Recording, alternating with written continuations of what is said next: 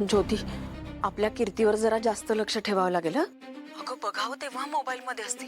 मला कळत नाही काय करत असते सारखी. एकतर त्या मोबाईल मध्ये बघून खुसू खुसू हसत असते, नाहीतर तिच्या हातून कुठली तरी चूक झाल्यासारखी तोंड पाडून बसते. मला कळत नाहीये या पोरीचं काय करावं. एकतर अशा वेळी तू सुद्धा नाहीयेस इथे. हे बघ, मला जरा काळजीच वाटायला लागली. अगं ती एकटीच्याच जगात वावरत असल्यासारखी करते. म्हणजे समोर मी सुद्धा नाही असं वाटतं. कुणाची भीती नाही, कुणाचा धाक नाही, म्हणून पोरगी हाताबाहेर जायला नको बाई. अगं आई जरा थांब. कुठे पोचतेस तू? एवढं काहीच झालेलं नाहीये. आणि हे वय आहे तिचं, या वयात मित्रमैत्रिणी असणारच ना ग. अगं असं काय बोलतीयस? तू आणि प्रीती कधी तिच्या वयाच्या नव्हत्या का? तुम्हाला नाही असं मोबाईलवर तासन तास बघताना बघितलं? हे बघ, तू उगाच तिची वकिली करू नकोस. हे बघ, मला काही सांगू नको. आत्ताच्या आत्ता कॉलेजमध्ये जा आणि बघ. आई, आता मी माझी कामं सोडून हे करत बसायचंय का? हे बघ, तू मोठी बहीण आहेस ना, मग तुला हे करावंच लागेल. हे बरं आहे का? म्हणजे पाठ राखीण म्हणून तुला त्या घरात राहावं लागेल कारण तू छोटी बहीण आहेस, कॉलेजला जावं लागेल कारण तू मोठी बहीण आहेस. मधल्या बहिणीचं तुम्ही मध्ये सँडविच करता बाबा. हे बघ, तू काही समज, वडाचं पान पिंपळाला म्हण, नाहीतर काही समज, पण तू आत्ताच्या आत्ताच जा म्हणजे जा. हो ठीक आहे, बघते बाबा, जाऊन बघते एकदाचं कॉलेजला काय झालंय. ठीक आहे. सावकाश सावकाश. हा दादा, डिलिव्हरी व्यवस्थित न्या. सावकाश जावा आणि पोचलात की फोन करा मला. हा? हो सर. जावा.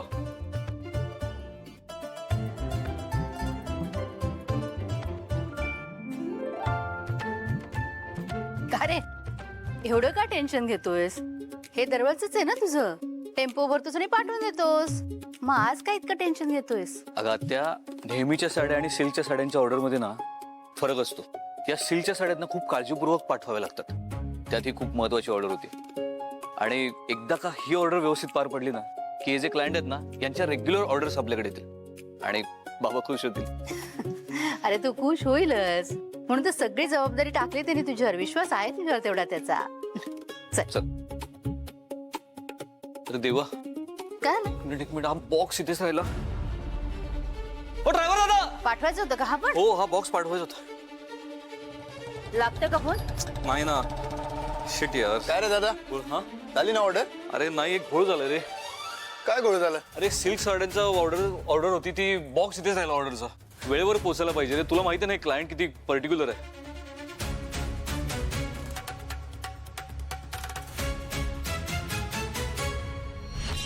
वांदे होतील. काय सांगणार बाबांना मला सांग. लग्न झाल्यापासून एक गोष्ट धड होत नाहीये.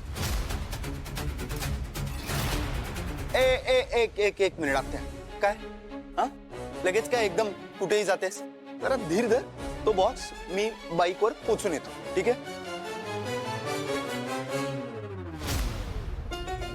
एवढं काय टेन्शन घेत? थांबा. काय तुम्ही पण ना.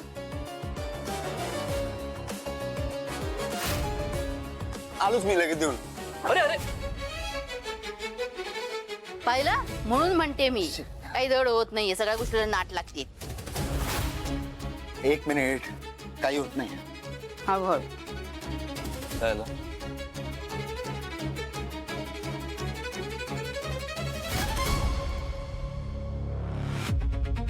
दादा, कसली ऑर्डर होती? सिल्कच्या साड्यांची. सिल्क नाही आहे. अरे मी सगळं व्यवस्थित चेक केलं होतं. हे बघ ना, हे किती शाईन करते बघ ना, आणि किती मऊ आहे. दादा, मऊ आहे, शाईन करते म्हणजे सिल्क नाही, मिक्स आहे तो.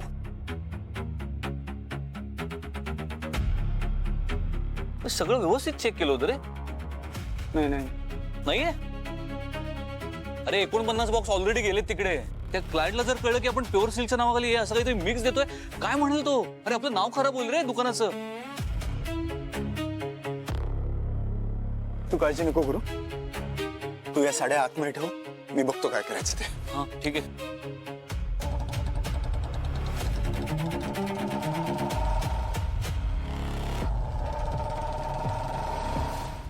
कारण तुझी तीच लायकी आहे. मला नाडायची चूक केली ना, आता बोग. दादा, दादा माफ करा, चुकी झाली माझी. तुम्ही म्हणाल ना तसं करीन मी दादा.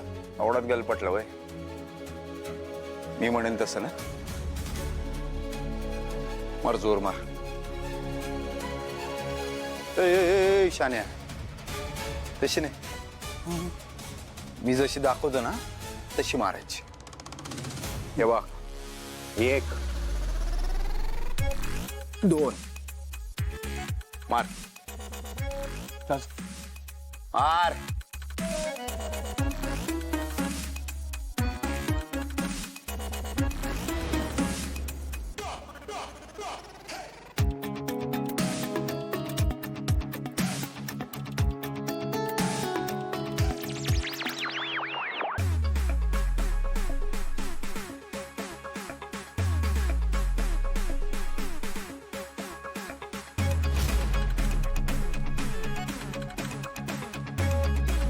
फाटली?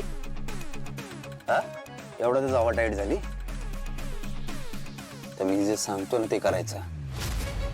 फोन कर आणि सगळी ओरिजिनल ऑर्डर वेळेत पोचवायची. आणि याच्यात जर चूक झाली, पुढच्या टेक्सटाईल मीटिंग मध्ये आहे ना तुला तीच सॉफ्ट सिल्कची साडी घालून आहे ना कॅटवॉक करायला लावेल. नाही